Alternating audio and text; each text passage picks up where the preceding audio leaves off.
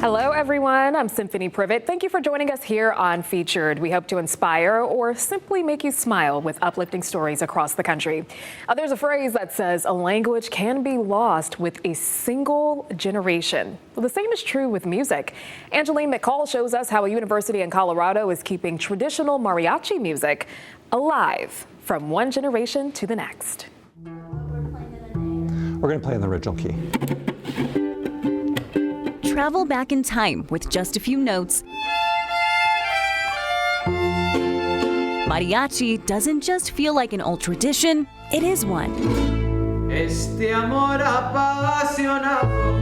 And the new generation wants to make sure it's not lost. And one. That's better. It's part of culture and for some, identity. I grew up around it. It's what I've always liked. I can't imagine my life without it. Samuel Leon just decided 2 months ago to enroll at MSU Denver to study mariachi. I just think it's beautiful, and it causes a lot of emotion in me. Not a lot of music has that type of effect. All right. Yes. Okay, cool. He'll be one of the first students in the university's newest program. Really, I decided like 2 months ago. He's been playing with the Mariachi Club. Sorry, my bad. And Associate Professor of Music, Philip Fieser. Having a kind of a new love of mariachi in this beautiful style, it's been truly a whirlwind experience. He's the one who proposed a degree program. Yeah. A professional classic violinist by trade, newly turned mariachi instructor by choice. So, Brian, just make sure that third finger is nice and high on that. The more I interacted with students and saw their passion for the style, my passion has grown. MSU has been fostering a love for mariachi for a while now. We're like in 7th grade and we're like, evolve, you know? Maria Mesa Burgos graduated from MSU Denver in 2016. And then I was also one of the founding members of the Mariachi Club. I eat, breathe, live mariachi. It's who I am. It's a huge part of my identity. I've been playing for over 20 years. Almost 10 years later, Cuando yo te lo propuse. That's grown into a degree. It's really moving to see that this is an option now for students. If I were to go back and there was a degree in mariachi, I definitely would have enrolled in the mariachi program. Instead, she'll preserve the tradition with different workshops like this one at Metro. Well, this one's called Caminos de Guanajuato. I want to keep inspiring like the students to keep playing, and not only that, I want to really just start a movement of mariachi here in Colorado. Down the hall, in the same building, are students in the same chair, now with a new opportunity. Oh, it was crazy. It's something that I've hoped Colorado would do for a very long time. A new degree program for an old style of music preserved by our next generation. It's hearing the culture, it's hearing the poetry, it's seeing the passion. That's a manifestation of the Hispanic culture, you know? And so there's no better way to do it than mariachis. That was Angeline McCall reporting. And now to Missouri, where a woman is giving away her most prized possession, her grand piano. And as Renee Knott explains, she's joining a statewide effort to donate the instrument to people who don't have the resources to get one on their own. Since childhood, I started taking lessons when I was 5. the piano I've always had one. has been a part of Rebecca Kennedy's life. You spend hours, scales and all that other good stuff. The keys giving her an escape. It just allows me to be me. It has allowed me my private time, my time. She's now letting her baby grand escape. It's time for it. It's time for it to get out and explore the world. And someone else can take this because, this thing is going to be around a lot longer than I am. Rebecca's piano is the 500th. To get to a number like 500, I don't think anybody could have imagined. To be donated to Pianos for People. Delivering pianos to people that need them is where this organization started. The movers moved fast. Thankfully, they're the ones doing the actual heavy lifting here. 2, 3. In a matter of minutes, the piano was on its way to a new home at Cardinal Glennon. A lot of healing will take place around this piano. While it is an emotional send-off, It is tough. Rebecca believes the piano will be better served, now serving a new purpose. It never really was mine. I had it. So now it was someone else's. It is really an instrument that has that ability to be passed on, to be shared. Delighting children This is really great. as it delighted her as a little girl. It really doesn't close a chapter, I don't think. I think it opens up another one.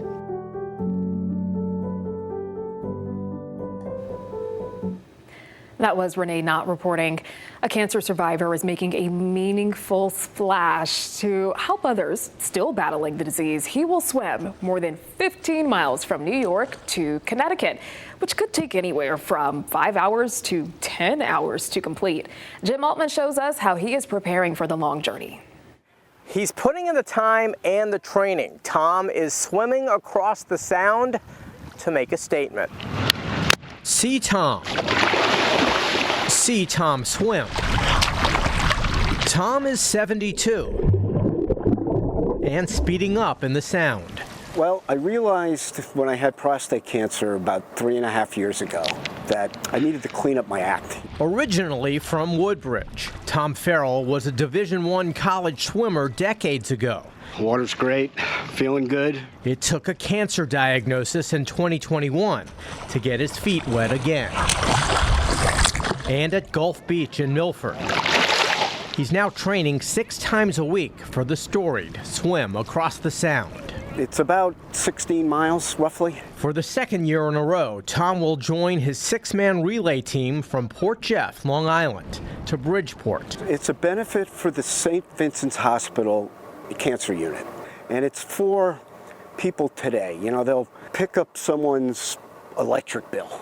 They'll buy a wig for a cancer patient. You know, real things for real people today. Also diving in head first is Tom's childhood friend, George. He's merely 71. We're doing really well this year with money raising. We usually do pretty well. And about to embark on at least a 7-hour team swim. It's a long day, you know. I've done a lot of different swims, and I swam around Manhattan, I did the English Channel, and this is way up there. And for these septuagenarians, going with the flow, that's too easy. This is about making a statement. It just affects everybody, and to do something like this and such a big event like this is just really pretty cool. I would look at it as an inspiration. You know, I mean, I have friends that, you know, are making donations, and they say to me, I wish I had the gumption you got to go do it. And the message that you can do it, you know, that's really the answer. In Milford, Connecticut, Jim Altman for Featured. We have much more on Featured. Here's a quick look at what's coming up. Beauty set in stone. How one man is spreading his appreciation for Hindu and Buddhist culture. Plus, the educational benefits of video games. We visit a classroom that is letting kids play while learning. And a bit later on, sewing the final threads. How strangers are bringing comfort and closure to families nationwide.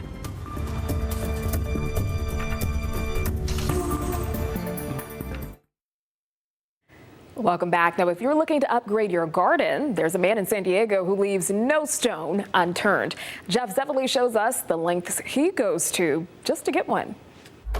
Kyle Totora wasn't sure what he'd do when he graduated from college with a degree in religion.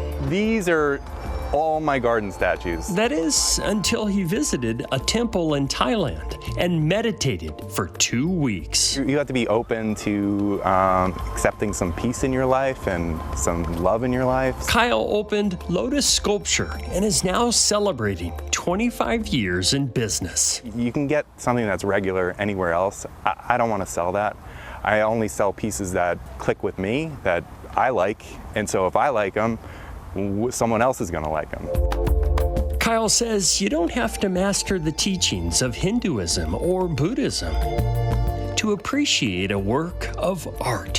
When a statue like that comes into your life and into your house, into your yard, it's impossible not to feel the energy it gives off. Kyle travels to Thailand, Cambodia, India, and all across Asia. This is a sunrise onyx bathtub. Looking for that something special. Some of these people are my friends that I've been dealing with for years and years and years. Some statues take 2 years to handcraft, with prices ranging from several $100s to $70,000. Wow. Amazing, like absolutely amazing. His latest arrival is 26 feet tall and weighs 50,000 pounds. Just to carve this alone is just amazing. Out of 1 block of white marble. And when it was delivered, my heart was going crazy. So it was so stressful, but it's here now.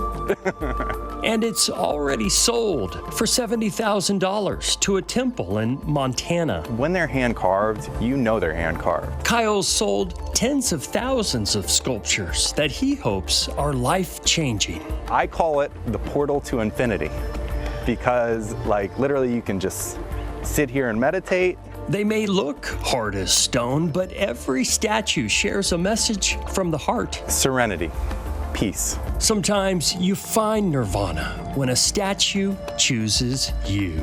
I've had people say, I've done $250,000 worth of landscaping in my backyard. Your Buddha statue makes the entire backyard. In the Zevely zone, I can never say no to a good statue. Jeff Zevely. All right, now check out this gigantic hand sculpture in Texas. The installation, called Falling Water, sits right beneath the busy overpass in San Antonio. It was made to help keep waterways clean by filtering stormwater runoff before it reaches the river. The hand channels that water through a pipe hidden in its arm, guiding it to a bioretention pond below. Essentially what a bioretention pond is, it's a collection of natural plantings and soils to help naturally filter that water before it gets redirected back into the creek. The project took years to plan and build, involving engineers, landscape architects, and New York artist Mark Reigelman. Now, he said he got his inspiration for the design from the Disney Pixar animated movie, WALL-E. That's pretty cool. All right, now we are heading to a classroom where instructors are taking a bit of a different approach to teaching. This lesson includes video games, but the kids aren't just playing, they are developing their own. From original concepts to coding to the finished product. John Doran takes us to Washington, D.C. to see their creations. See, this one goes up, this one's right. It's all their idea. The controller, the code, even the story. I decided that the character would be a small chickie that was separated from its family by a mean old cat. And that mean old cat has decided to put our chickie in a maze. And if you touch the red, as you can see, it's very frustrating. Oops. Clicks or hops, everyone's creation is a little different. Jump on the jump pad, and then the monkey starts jumping every time you jump. For the first time, Horizons Greater Washington is giving middle schoolers the tools to make their own video game. It makes you feel successful that you actually did something, that you finished the coding. It's just really exciting. And engaging, having fun while picking up useful life skills. You go into the classroom and you think, okay, there's 15 kids on computers, how many are engaged? Every single one of them is engaged on their code, doing their work, playing each other's games, giving feedback, finding bugs, troubleshooting. Mike DeMarco, the executive director of Horizons, says 2/3 of his students have made gains in math and reading. And they've picked up some confidence too. Our principals see it. They see that coming back in school, that kid who was shy or didn't know how to multiply fractions comes back and their hand is the first in the air. It makes you think a lot. It puts your mind on one thing. You don't really have time to think of other things like your worries, or if you're stressing out about a test coming up, this calms you down. Through trial and error. Oops, wrong button. The lessons learned will stick with them for life. That was John Doran reporting. Time for a quick break, but let's check out what's coming up. We are bargain hunting. Oh, I love this one. For lower prices and hidden gems. Experts tell us how to make the most out of secondhand shopping. Plus, move over, Beanie Babies. A mischievous monster with a cult following is now taken over. We hear from collectors who say they want in.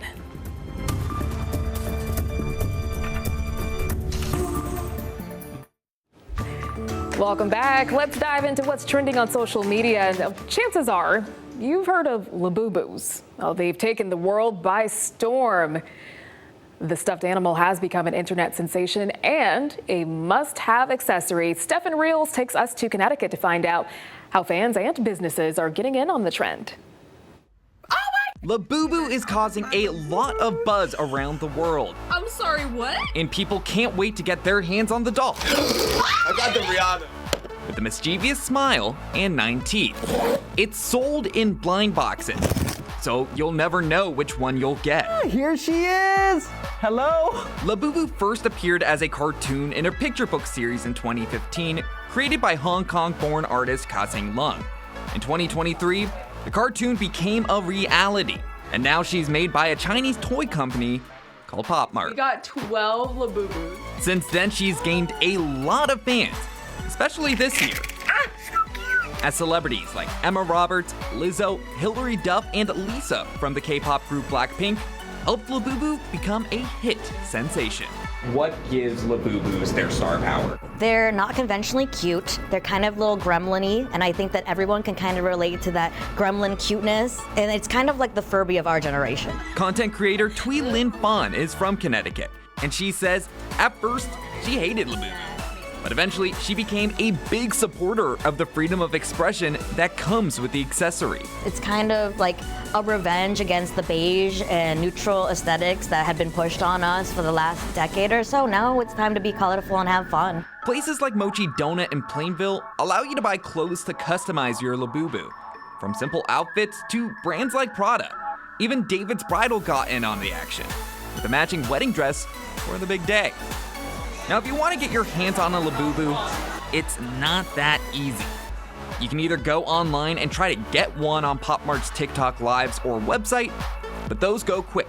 So people turn to other options, like Pop Mart stores. Out of all 43 Pop Mart stores in the US, this is the only one in Connecticut, and that's right here at the Sono Collection in Norwalk. But the only Labubus you will find here will be the ones locked behind the display cases. Another Pop Mart store is in the works at Danbury Fair Mall.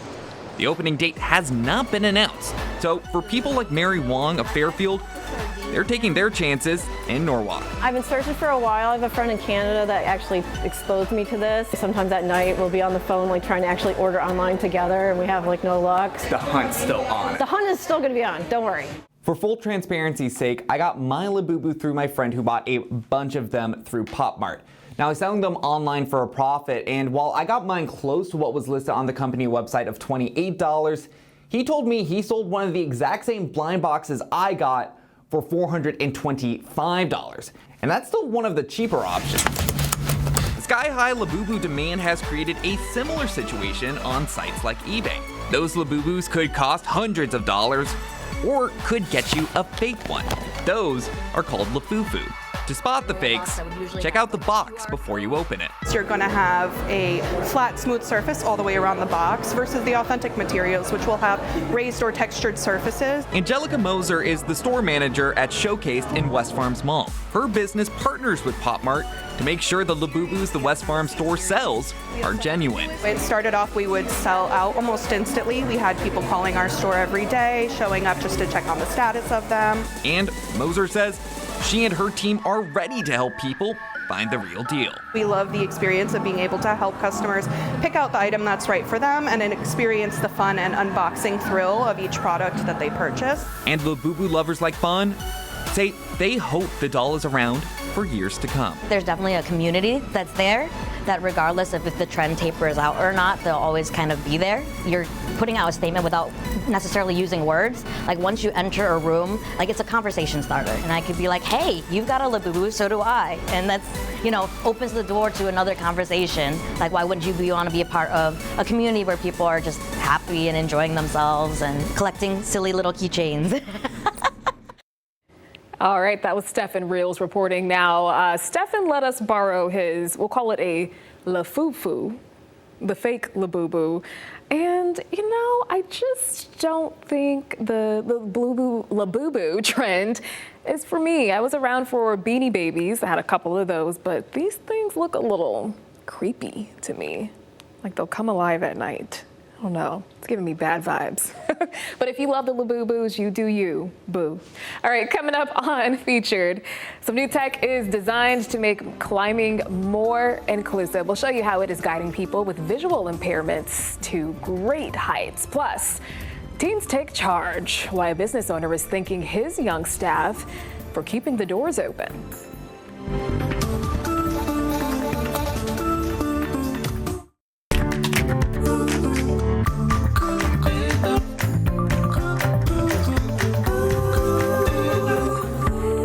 Thank you for staying with us here on Featured. I'm Symphony Privet, and we are continuing to bring you some uplifting stories from across the country. People are testing out an innovative climbing wall in Colorado. They are gripping their way to the top through sound. Photojournalist Austin Knox shows us how some engineering students are harnessing the power of technology to make it all possible. Looks beautiful. Okay. You're through both hard points. Your knot looks correct. Yay. Got you locked and loaded. On belay. Belay's on. Climbing. Come on. Okay. I was born with an eye disease called retinitis pigmentosa. That's not my holds. That's too high. All I've got is light and shadows. That one. And I can see like the warm colors, reds and oranges and pinks. I didn't start rock climbing until I was 45 years old, and that was 9 years ago. Ooh, that one's far away. What we're doing today is these students have come up with these awesome audible, what do they call them? Audible, I don't know, little audible things that you connect to a hold on a rock wall. It doesn't have a name. Audible climbing holds. The old school way was you're telling them where the holds are by the clock face, so it's at 12, it's at 6. This is a way for them to kind of climb on their own. So it beeps, and as you put pressure on a hold, the one I'm holding on to stops beeping, and the next one I want to reach for starts beeping. With this thing, once it's up on the wall, they can just listen to the sound, follow the route, and that just kind of opens it up. There's a few routes that I've done even here that I know I could have gotten up it if I could just find that next hold.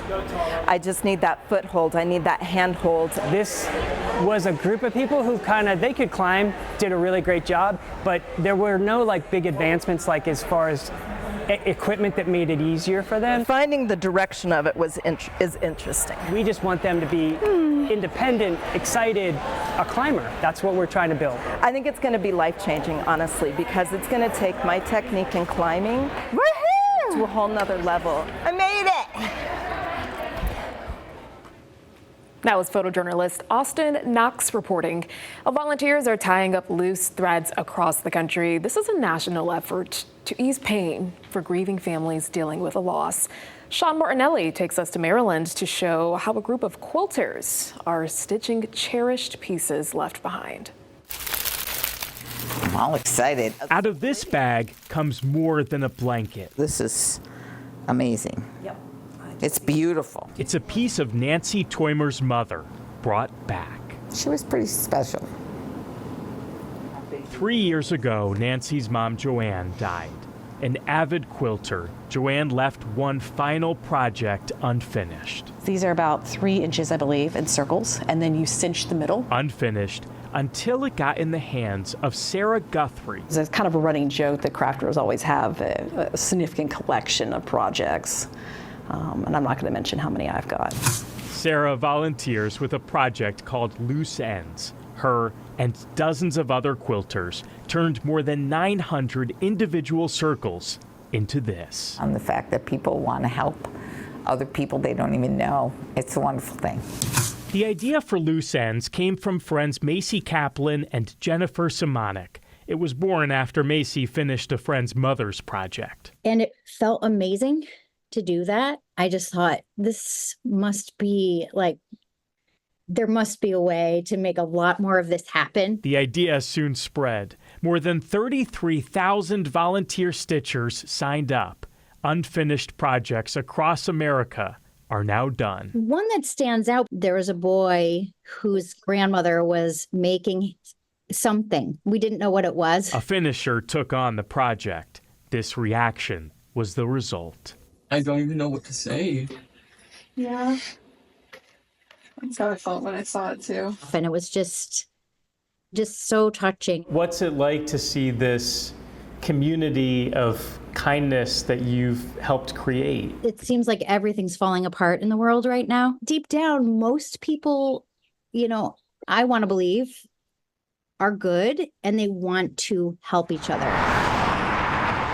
In Silver Spring, Maryland, another project is ready to be received. To be able to continue a project that someone else has left behind really feels like keeping a part of them here. Tony Reynolds spent weeks working on a blanket left behind by Amelia Idaleg's mother, Nadine. Yeah, it's really hard. Nadine adopted Amelia and her 2 siblings. She passed away in September, leaving behind an undone blanket for Amelia's sister. I'm excited to see the blanket. Yeah, I have it in a bag right over here. There's one particular stitch Amelia's searching for. Wow. The stitch where her mother stopped and Tony began.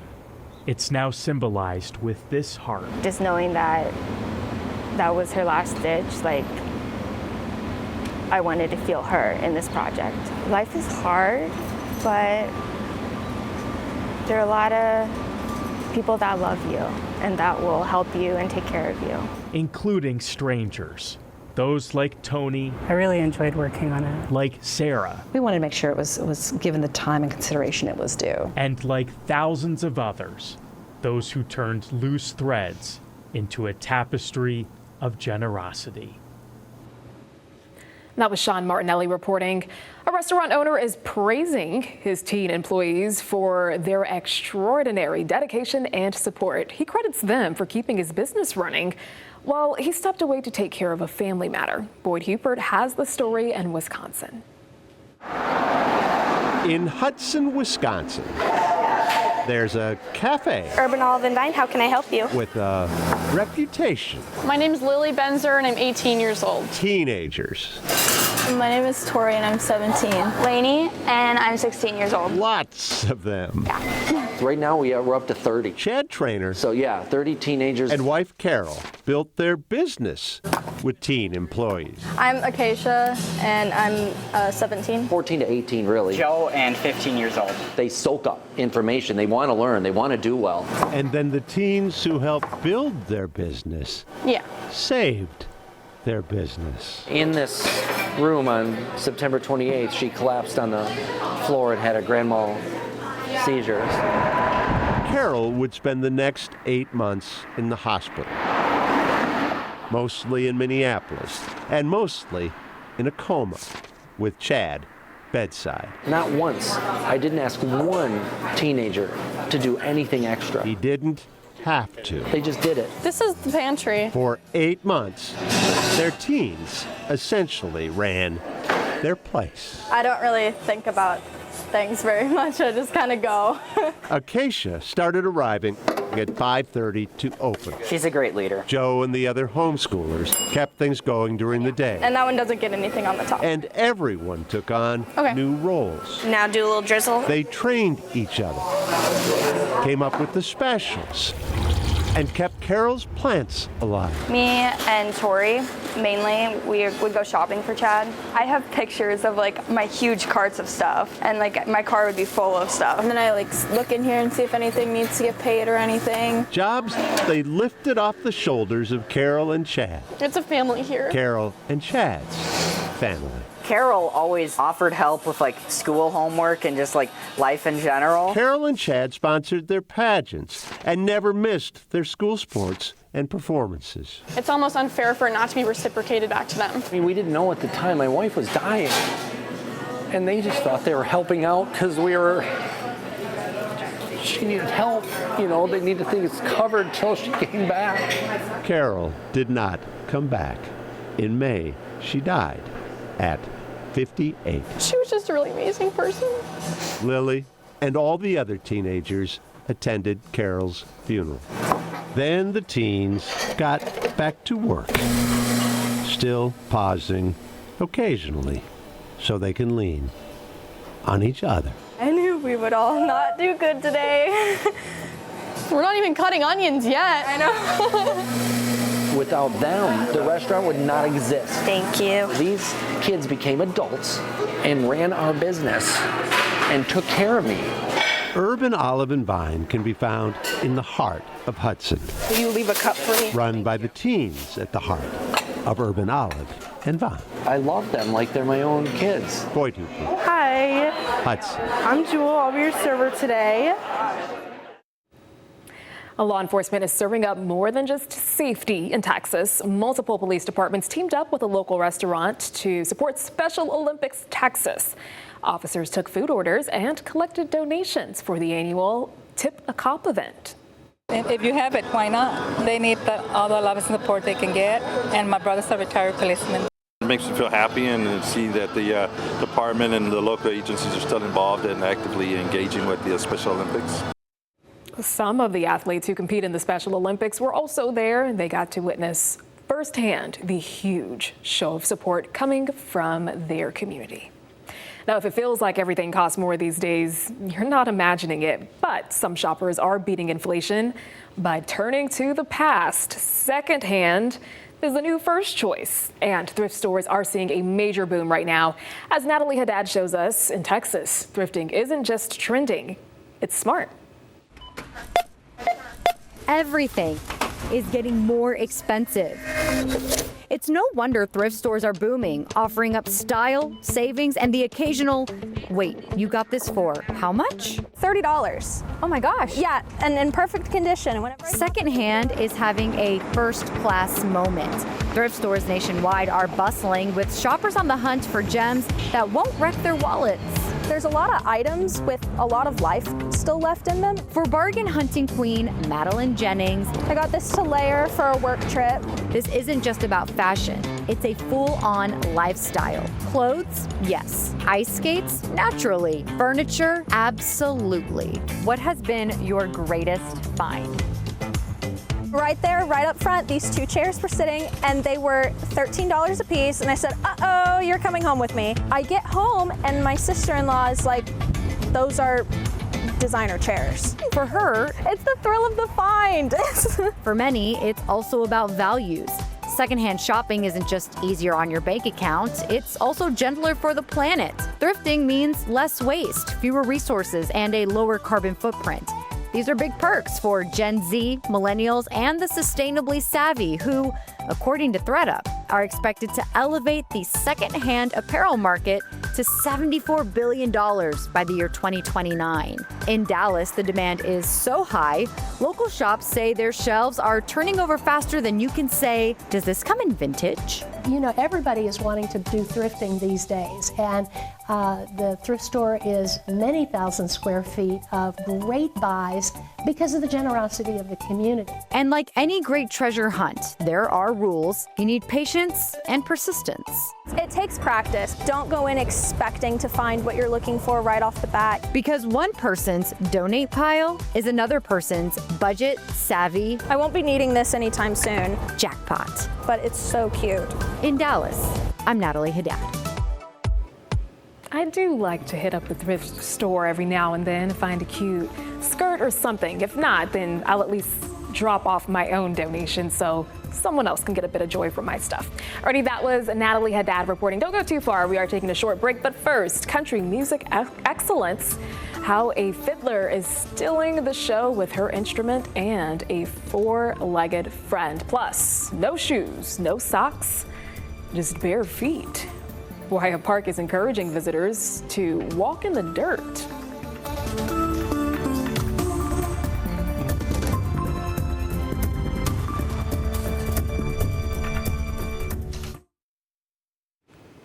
Welcome back. Are you ready for some country? Well, we are heading to Texas to meet a rising star on the music scene.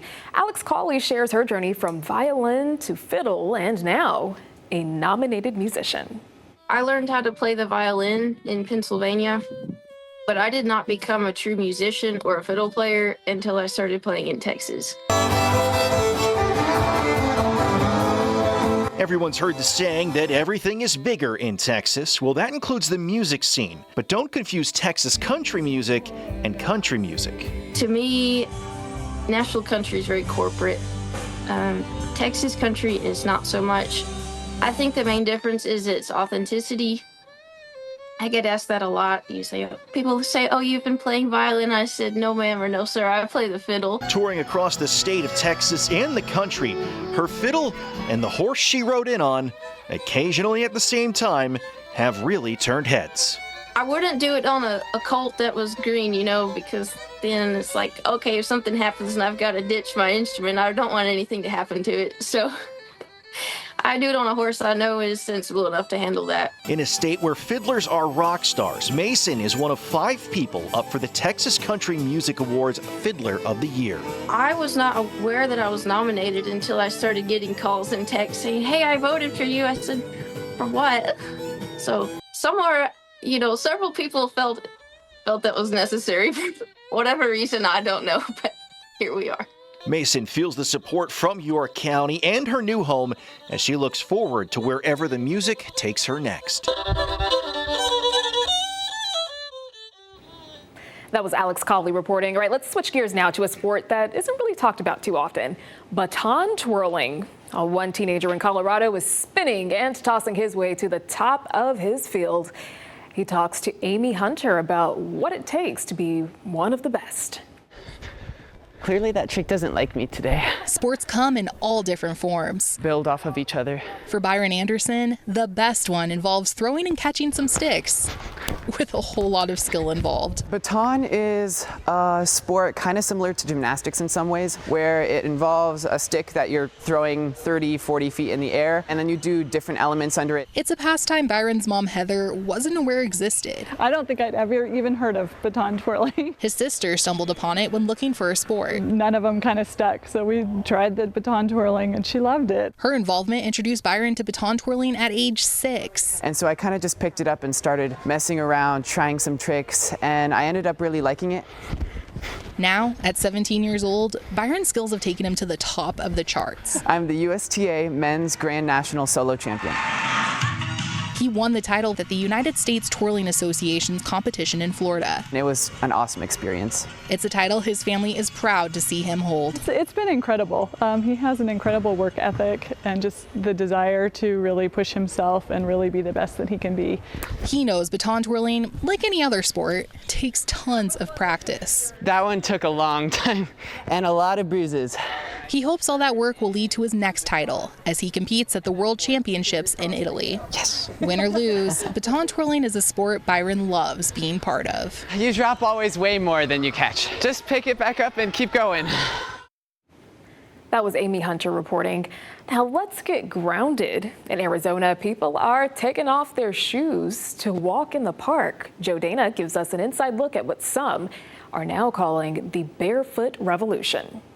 It's a first of its kind park in the U.S., and it's putting to the test a theory about the health benefits of removing a barrier between your feet and the earth.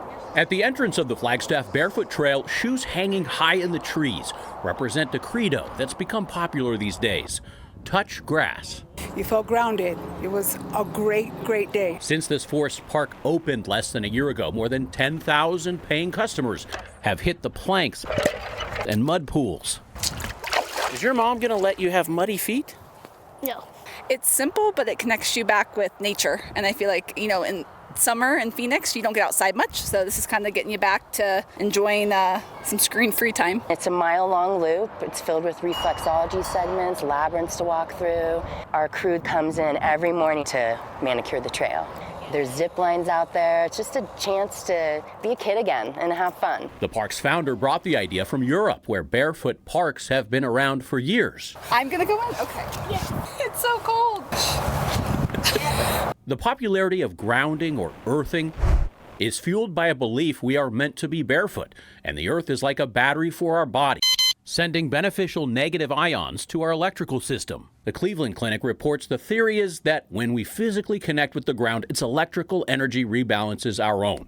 Experts emphasize it's just a theory. Still, Lupe Conoyer says walking on dirt and grass daily is an intentional practice she does to treat her lupus diagnosis.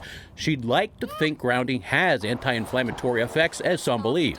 Whether it's helping me, I'm not positive. but what it does do is help me calm down. There is widespread agreement among doctors earthing contributes to mindfulness. A Mayo Clinic report concluding placing bare feet or hands directly on the surface of the earth is a body-focused therapy that may even have an impact on PTSD, pain, and releasing body tension. And of course, simply connecting with nature, this park invites visitors to do it many ways, has undisputed physical and mental health benefits. I think it's just getting out of all the chaos out there, and they want to come ground. In a world of fast-paced distractions, an invitation to kick your shoes off and slow down. They're starting the barefoot revolution. Welcome back. A couple in Texas has one song on repeat. You could say it's the soundtrack to their marriage. Sean Giggy shares how they stay in harmony after more than 7 decades. Beyond the hum of traffic, life inside Stone Creek Senior Living in North Richland Hills is pretty quiet. Start singing. But once a day, a familiar sound resonates from this small corner apartment. You are my sunshine, my only sunshine. 92-year-old lovebirds Richard and Alice Good sing the same song every afternoon. You make me happy. They started doing this about 1.5 years ago. You never know, dear. And they say it's a reflection of 7 harmonious decades. Richard and Alice met in elementary school in upstate New York. And for Richard, it was love at first grade. I was only 6 years old, but I said, I'm going to marry her someday. It took Alice a little longer to reach the same conclusion. It was a long time ago. She turned Richard down 6 times. Yeah. Until junior year, when she said yes to a drive-in movie. The first date, all we did was hold hands. We were meant for each other. They married in 52. 19 years old. And over the past 73 years have found countless ways to express their love. He's always taking care of me. But Alice says few things have ever said it better than this song. You are my sunshine. Since starting this daily ritual last year, they say they've grown even closer. Oh yes, a lot closer. Made me love her more. Always been very committed to each other. Seeing such devotion has given their daughter Linda. I think that's what's kept them together, is they're very comfortable with each other. And granddaughter Stephanie. Oh, absolutely. Something to aspire to. And they're willing to make new commitments to each other in order to keep that love alive. Richard and Alice may have unlocked the key to happiness. My only sunshine. And they say it's not about singing. It's about repeating the same message over and over. Every day, you've got to have a time to say, I love you.